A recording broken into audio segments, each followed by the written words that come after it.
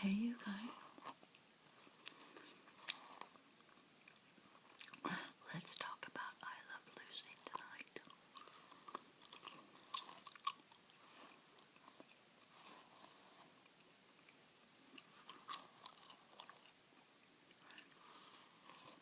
I Love Lucy is like my favorite show. My whole life I've loved that show. And my whole life I love finding out trivia and information about Lucille Ball and Desi Arnaz, Vivian and William Frawley.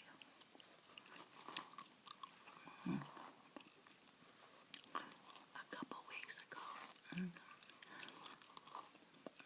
my brother and his wife sent me a little something in the mail, and it reignited my love for Lucy again.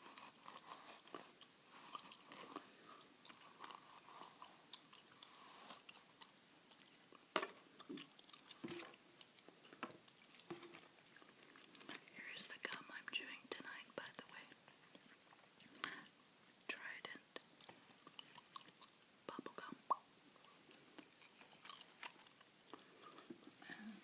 I don't need my clicker. I'll just keep my notepad just in case.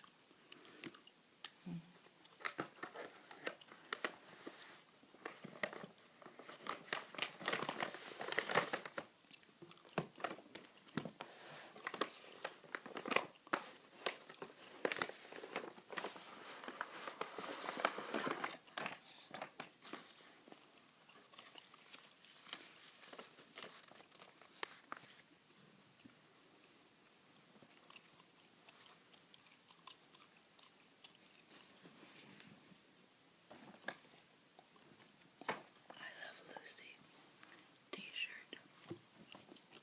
The Chocolate Factory. Episode number 39, Job Switching. Speed it up a little.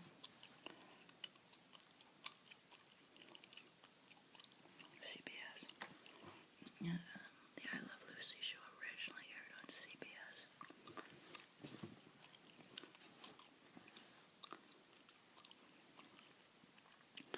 So anyways, I got that in the mail. Dear Sis,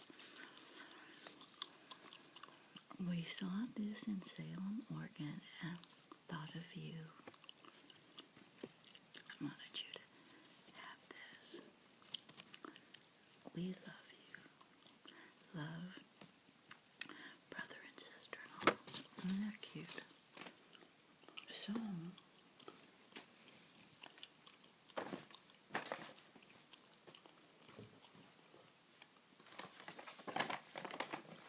of course, I brought out my DVD sets, and this isn't all of them. This is just what I could find.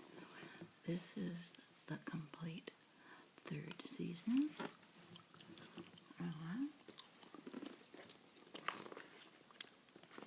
The complete second season. And somewhere I have the complete first season. I just couldn't find it. And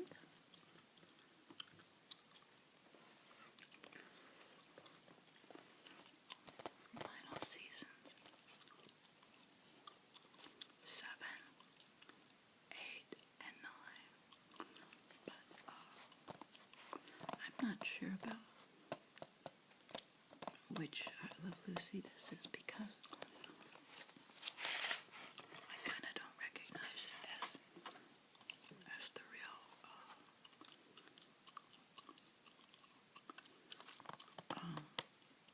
I guess the I Love Lucy, the final seasons is referred to as the Lucy Desi Comedy Hour.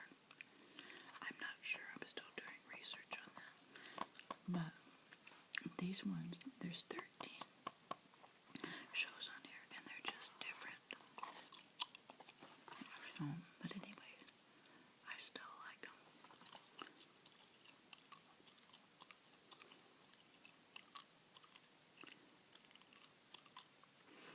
here we go.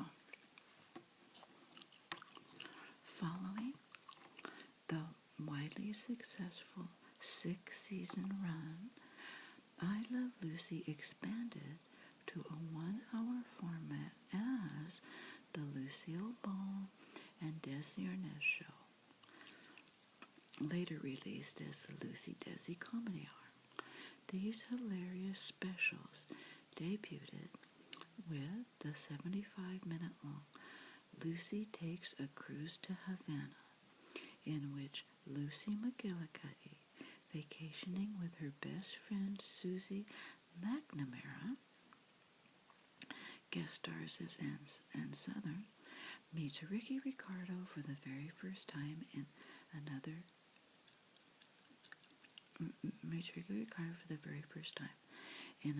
show.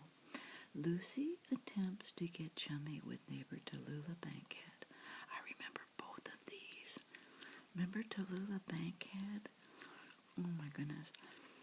And predictably wacky results. I think they land in jail together in that one, I'm not sure. Then, when little Ricky's dream of having a horse seems to be just that, a dream, Lucy finds a way to win a horse for him.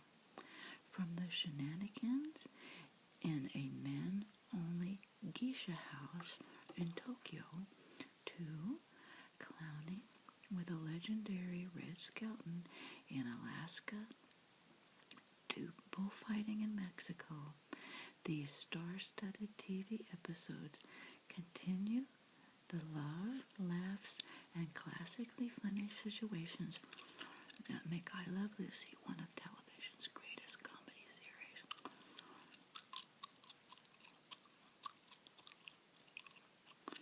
That's right.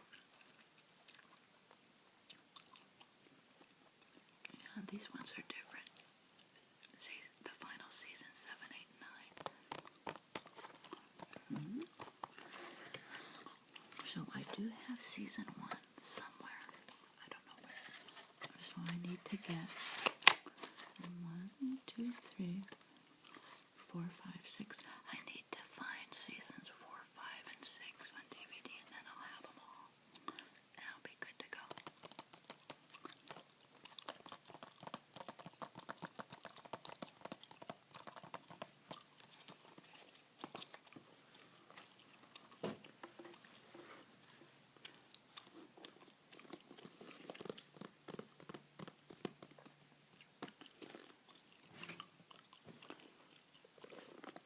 And this has 31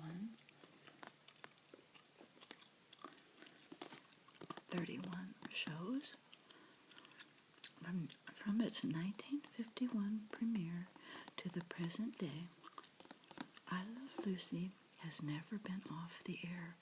Isn't that amazing? Oh my goodness. I love stuff like this. Do you guys like this? Notice I got my red feather out for the redhead. I Love Lucy. You'll see why in this hilarious 5-disc DVD collection containing the show's entire second season. Laugh out loud. Oops. Laugh out loud at such gems as Job Switching, in which Lucy and Ethel do unforgettable battle with a chocolate factory conveyor belt. That's why I wanted to read this, because I got the t-shirt. That's so funny. The handcuffs, in which Lucy cuffs herself to Ricky and then loses the key. And the operetta, in which Lucy's money problems bring down the curtain on her role as Queen of the Gypsies. This collection also includes the groundbreaking pregnancy shows, including the touching moment at the Tropicana when Lucy breaks the news to Ricky that they are going to have a baby, and Lucy goes to the hospital. The record-setting episode that garnered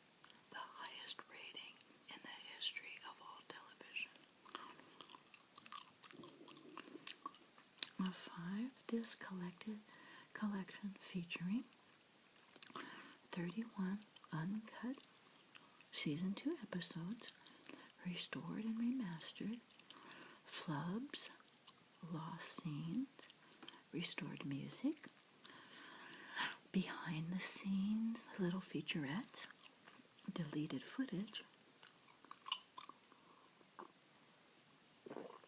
original series openings, original animated sequences, script excerpts, production notes, Spanish subtitles, Spanish audio available on most episodes, English closed caption, scene selections, song selections, guest cast information, series promotional spot, 5 complete episodes of Lucy's radio show, My Favorite Husband. Isn't that fun? Oh my goodness. I could watch these over and over again. That's crazy. I could watch these over and over again.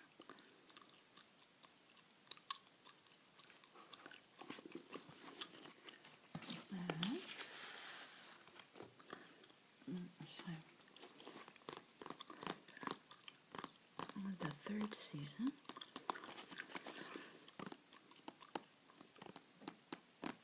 Enjoy I Love Lucy's entire Emmy-winning third season on 5 DVDs, filled to the brim with classic TV comedy. Laugh out loud as Lucy and Ethel rip each other's dresses to shreds during their televised duet of Cole Porter's Friendship. Watch the fireworks when Lucy has to go 24 hours without telling a fib, and follow Lucy as her quest to recover a contest-winning dollar bill lands her in a giant starch vat. Tune in to Lucy and Ethel's unforgettable TV commercial for Aunt Martha's old-fashioned salad dressing. Learn golf the way the pros never played it as Ricky and Fred. Teach the girls their own unique rules of the game and revisit 2 much-loved episodes featuring guest star Tennessee Ernie Ford and his star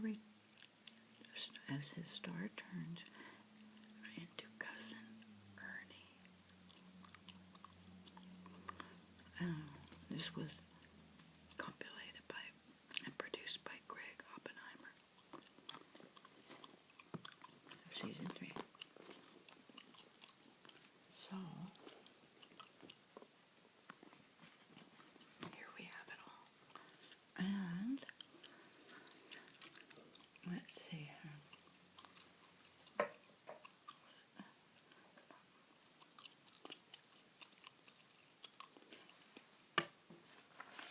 And here's some I Love Lucy trivia I got from like some kind of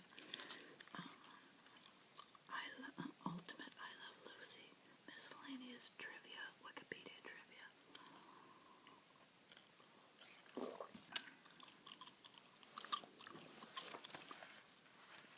Miscellaneous trivia. This page is reserved for trivia about I Love Lucy and its actors that doesn't fit on any episode summary page. So, if you know an interesting fact about the show's general production or behind-the-scenes gossip about the actors' relationships, feel free to add it below. A word of caution to our readers. Some trivia written below delves into backstage gossip about the actors' relationships. That doesn't always showcase the actors in the family-friendly, always happy image that the show itself gives off. Caution, read at your own risk. Oh my goodness. What in the world could they have to say? Alright, so, let's This is glaring. It's kind of glaring, isn't it? Oh, yeah. It's a little better.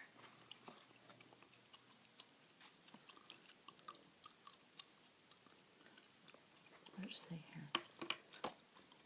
Sorry about that, you guys. Now, all right, the Mertzes.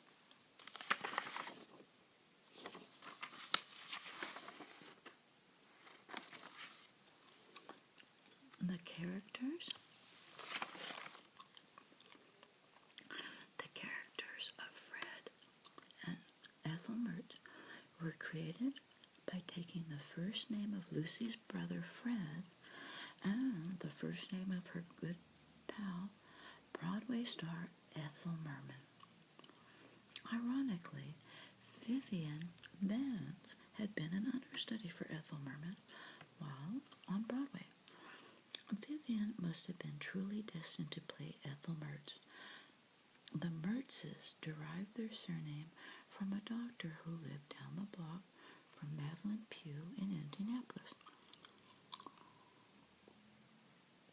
The writers spent many hours mulling over possible monikers, ruling out truly funny names like Throttlebottom.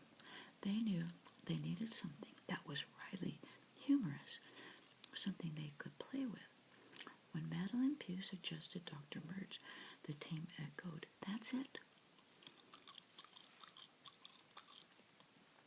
Some of the more idealistic I Love Lucy fans tend to say that William Frawley and Vivian Vance's hatred for one another were just rumors and nothing more. The same goes for other troubled relationships behind the scenes. But believing that all of this backstage gossip is only made of rumors is very naive. Consider the many, many instances of evidence and quotes available in almost every I Love Lucy book, not intended to be family friendly. That's right.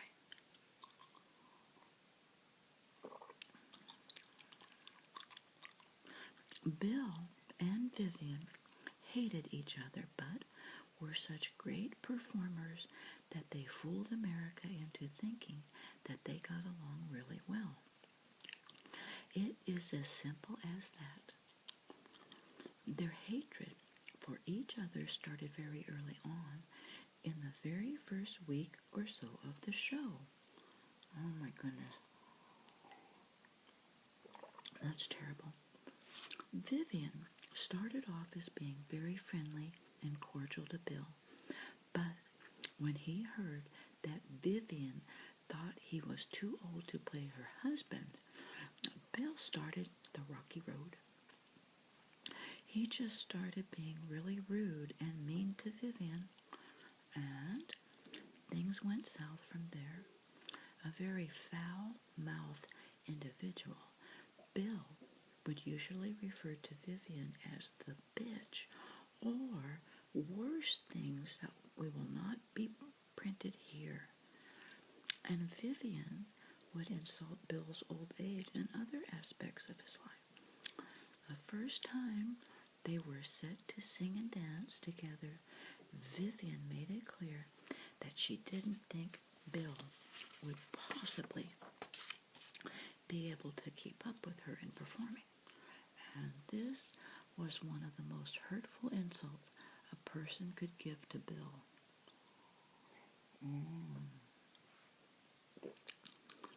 The nicest thing Bill ever said about Vivian was still a backhanded compliment.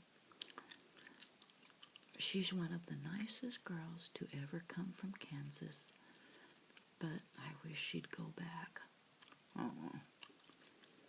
One part about playing Ethel Mertz that would forever stick in Vivian's craw was having to have an old man as her husband.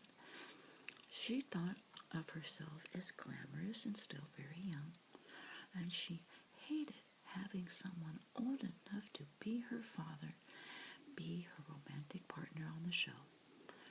Every time she'd get a new script, she'd flip through it, dreading any scenes where she'd have to be in bed next to Bill.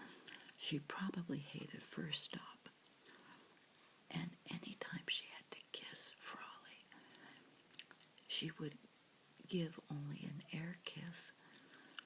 This is best shown in Equal Rights in the prison scene.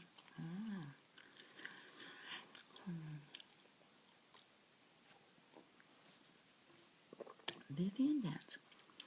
As for the relationship between Lucy and Vivian, things were better, but far from perfect.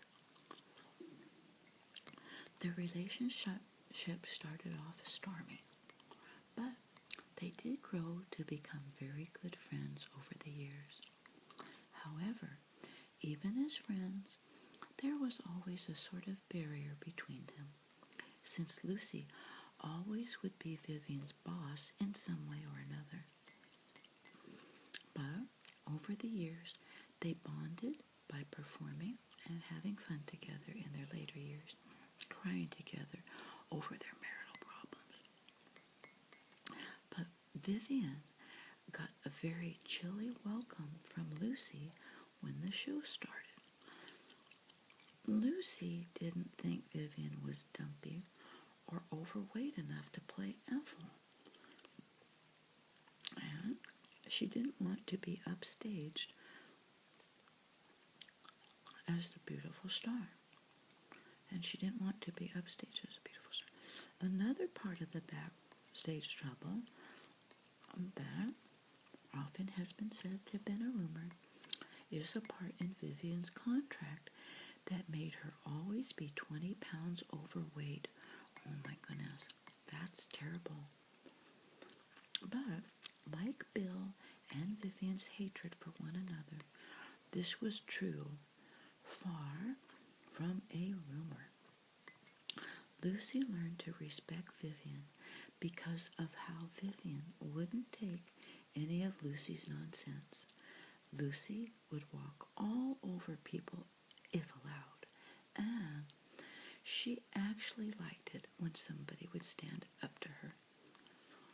One of the best, most juicy gossip quotes from Vivian that shows how she stood up to Lucy occurred during the filming of Lucy's Showbiz Swan Song. Oh, what happened there? Let's see what happened. Due to her pregnancy, Lucy got a dressing room very close to the stage so she wouldn't have to walk so far. Vivian had to get a faraway dressing room. And one more time, she was a bit late getting to the stage because she had to change costumes and practically run from the dressing room to the stage. Lucy snapped at her about being late, and Vivian fired back. "I'd tell you to go F yourself, but I see that Desi has already handled that." Oh my goodness. Oh, good one. Okay, Desi Arnaz. Desi Arnaz had an extraordinary memory. He often would be able to memorize all of his lines for the show after the very first reading, and he usually would learn everybody else's part by filming time. Isn't that awesome?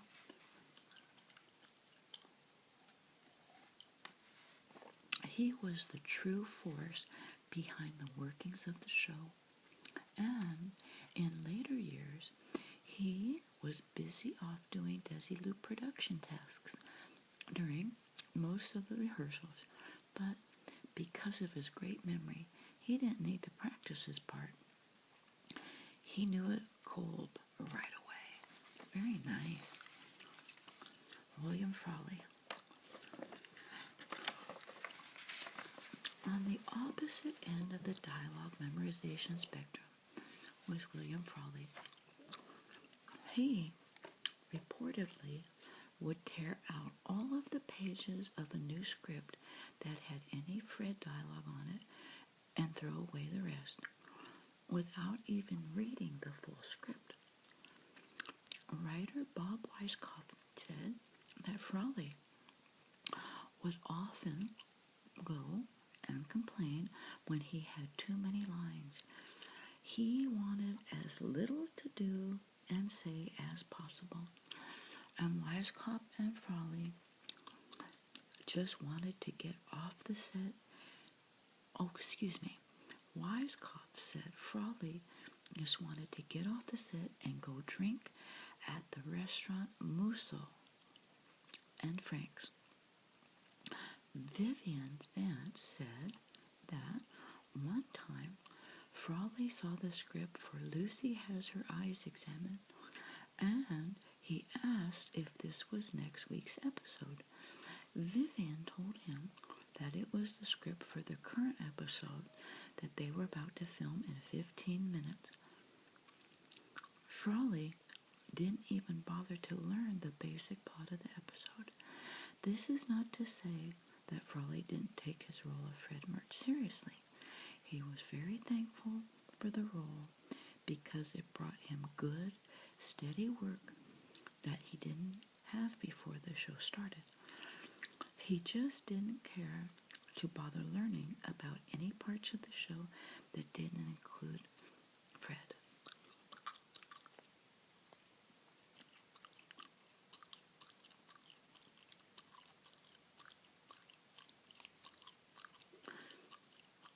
Lucille Ball once said, Bill Frawley was Fred Mertz, period. And this was largely true. The two were very similar in interests and personality.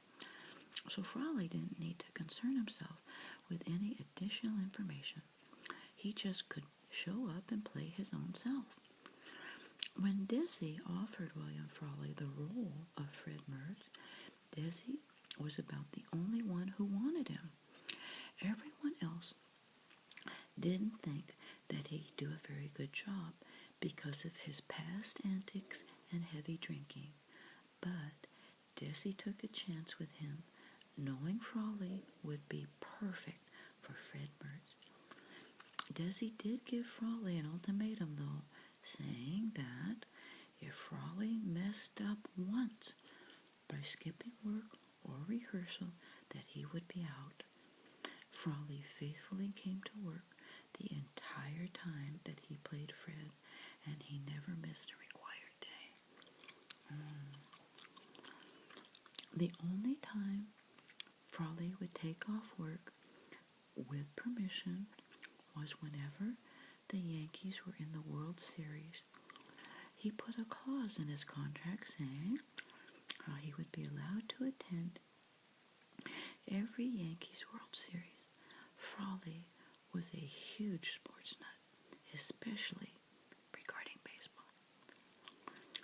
William Frawley was a known bigot, so in the show's infancy, he wasn't exactly thrilled with the prospect of having a Cuban boss, but he and Desi grew to be quite close. In fact, at Frawley's funeral in 1966, Desi was chosen to be one of the pallbearers. During the first rehearsal, Frawley gave off a great retort.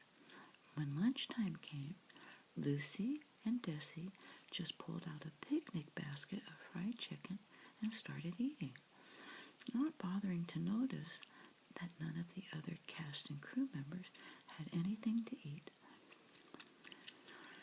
Frawley was understandably annoyed by this, so he sarcastically spouted off with, "And what do the peons get to eat?" Oh my goodness. I can hear him saying that on the very first rehearsal. That's terrible. Are you guys enjoying this? I'm really liking it. The Ricardos.